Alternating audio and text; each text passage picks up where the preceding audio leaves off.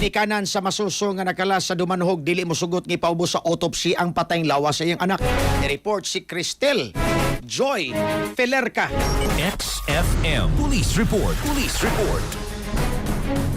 Nakadesisyon na si Kent John Bayawa ug Lozelle Zozoblado ang ginikanan sa 7 ka buwan nga masuso nga nakalas sa lungsod sa Dumanhog nga dili na ipaubos sa autopsy ang patayng lawas sa ilang anak. Mahinumduman nga gidudahan sa pamilya sa maong bata nga ang gitusok nga measles rubella vaccine niadtong Agosto 10 mao'y hinungdan sa kamatayon niini.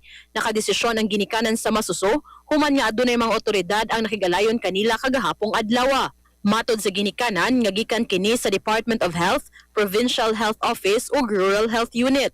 Nisugyot ang mga otoridad nga ipaubos sa autopsy ang patayng lawas sa bata aron nga masuta gyud ang hinungdan sa kamatayon niini.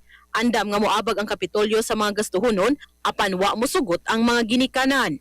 Kay bisan pag i-autopsy nilang bata, makuha nila ang if ever ilang autopsy niya, makuha nila ang sa inungan dyan sa kamatayon sa akong bata.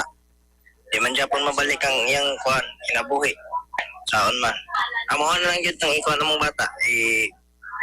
Lubong nga. Yan lang, wala nila dagang istorya, di lang may autopsy. Kaya bisan pag 100% makuha nila ang inungdan sa akong bata o sa kamatayon, di kung yapon mabalik. May pag-amon lang ng ikuhan.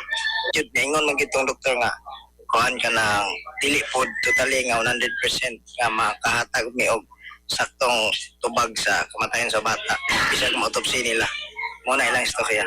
Hangyo sa mga ginikanan ngadto sa mga otoridad nga unta mapangitaan og laing paagi nga pakapahigayon gihapon og investigasyon bisan og dili mapaubos sa autopsy ang patayng lawas sa bata.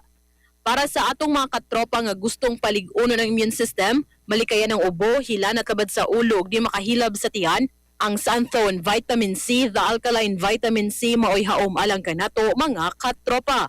Alang sa nagkayusang Pilipino para sa Pilipinas, kininyong katropa Crystal Joy Felerca, XFM News. XFM Report. Santhone Plus Gold, mapalit sa mga butika sa inyong lugar.